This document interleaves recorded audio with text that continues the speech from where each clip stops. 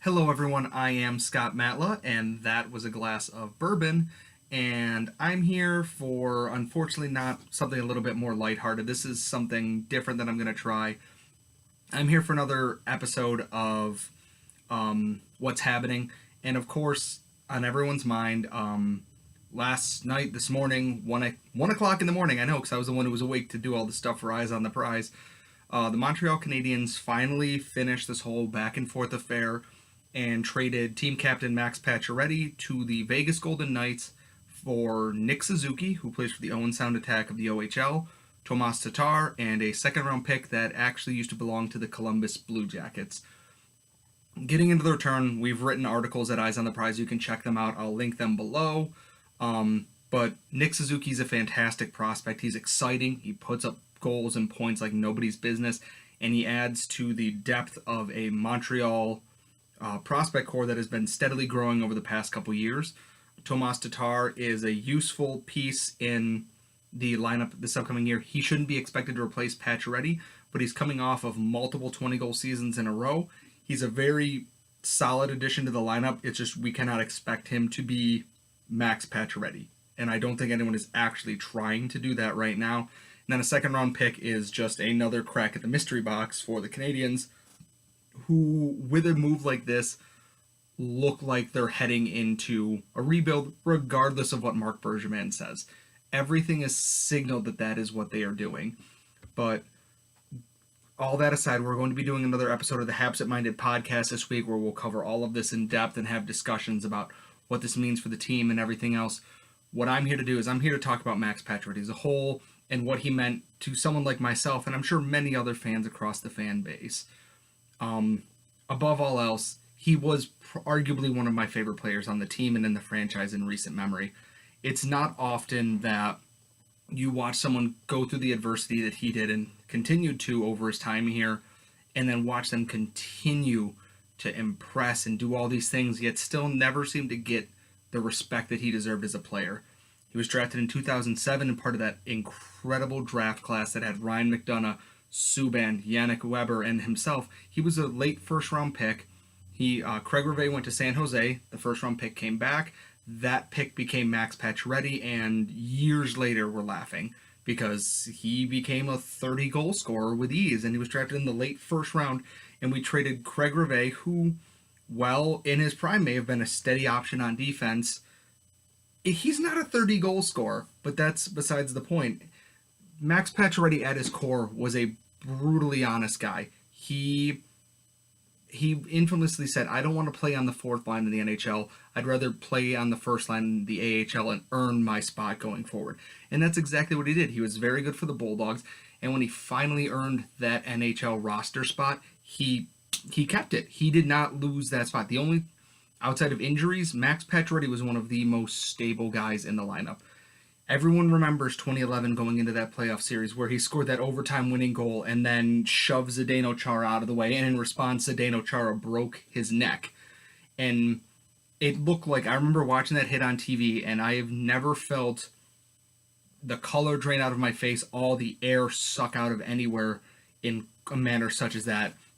Even hearing the replay of it, his head hitting the stanchion causes nightmares for me. It's horrible.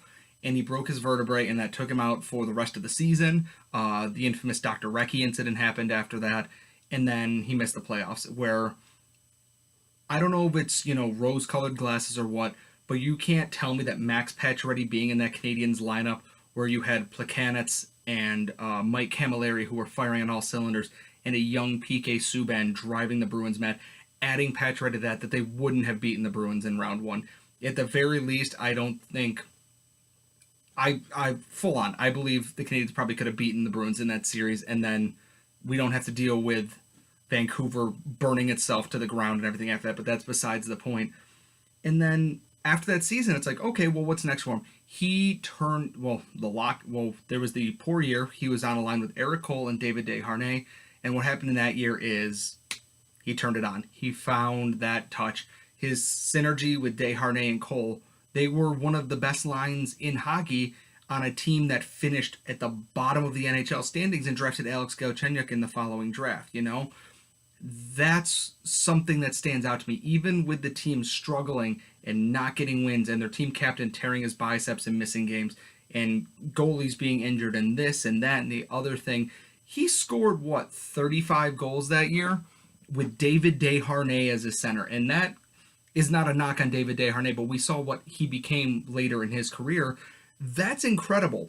Eric Cole was never able to replicate that again, even with Pacioretty the following year, because then Cole was then traded for Michael Ryder and yada yada yada.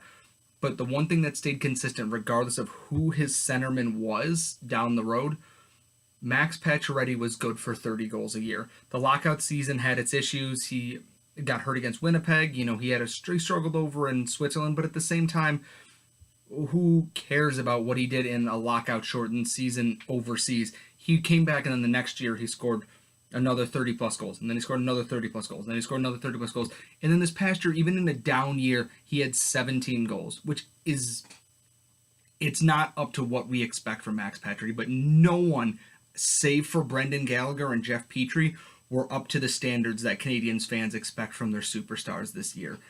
And to see his time in Montreal, because he got the captaincy in what was, because Brian Giunta left, they went a year with 4 captains. It was Pacioretty, Subban, Plekanec, and Markov. And I don't think anyone would argue. You have 2 of the vets in Markov and Plekanec who have been lifers in the organization. Then you have the relative young blood from the 2007 draft in Pacioretty and Subban, the past and the present leading this team. And in 2014 was one of their best runs. They went to the conference final before Chris Kreider decided to blow out Carey Price's knee and ruined everything. But everyone forgets, like, oh, Pacioretty struggles in the playoffs, even with the letter on his chest. He's not good. Do you forget who won the series in round 1 against the Tampa Bay Lightning? It was Max Pacioretty on the power play after hearing nothing but, he's got to score, he's got to score. He did that, and then it was still, he's got to score more, he's got to score more. He did everything possible as captain of this team. He was a brutally honest player, and I think that's what this franchise needed. He made it clear, I want to stay here. My family loves it here. I love it here. My kids are starting school and all these other things. I was at the game against Philadelphia after the trade deadline this year, and when I heard him and read his quote about him pouring his heart out after that loss to the Flyers in a shootout, it's like, this is a man who truly means what he says. He wants to stay here, and I wish more people appreciated that kind of honesty from him. He doesn't give a canned, cliched quote. He spoke from what was in here, in his heart, and I think he truly believed he would see his entire career in a Canadiens uniform. It's almost heartbreaking to see this is how this whole thing ended. I don't care what Alan Walsh said or what, Bergevin said or what the media is saying. I believe one person out of this. I believe in Max Pacioretty like Bruce Wayne believed in Harvey Dent in The Dark Knight. That's my stance on this. This is not anti-Bergevin, I can't believe you did this. I'm happy with the return they got for him. I just wish it never got to the point that we had to trade away someone like Max Pacioretty from this team. There's no reason why that things couldn't have been worked out, but I don't know what's going on behind the scenes, and that's not my problem. I don't have that information. I don't, know what's going on. There could be anything. It could be any number of things. I don't know what they are. All I know is that it's going to be weird watching him in the black and gold in Vegas playing for that team that didn't exist 2 years ago. I'm happy, though, that he gets his clean slate. He gets his fresh start and a new contract with a team that appears to be on the rise. He's back with Gerard Gallant, who was his coach during some of his most successful years in Montreal. It's just tough to watch that out of all the core that the Canadiens started with under Marc Bergevin's tenure, the last man standing is, I guess, he's obviously Carey Price, but I don't think anyone ever saw that going any other way. And besides that, Tomas Plekanec is really the last piece left from those teams. Alex Galchenyuk's been traded. Subban is gone. Markov is in Russia. Pacioretty has been traded now. Nathan Beaulieu is gone. Some of the prospects are gone. Pacioretty was that last link to that promising core of players that were here in 2013 when Bergevin took over the team.